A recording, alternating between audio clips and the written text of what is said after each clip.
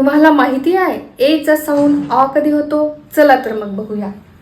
एचा साऊंड म्हणजेच उच्चार अ कधी होतो? तर काय नियम आहे?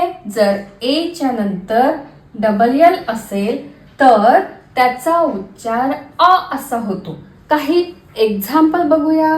बघा, सी ए डबल एल या शब्दामध्ये सी नंतर ए च्या नंतर डबल एल आलेला आहे, म्हणजे एचा उच्चार अ झालेला आहे.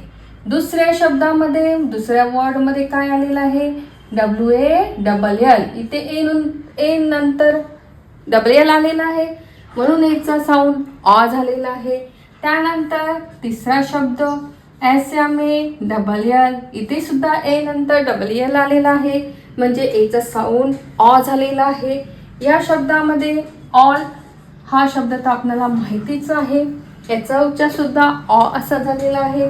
त्यानंतर बी ए डबल एल, ए नंतर डबल एल आलेला आहे. तर जेव्हा ए नंतर डबल एल येतो तेव्हा एचा साऊंड अ असा होतो. तर आपल्याला हे माहीत झालेलं आहे.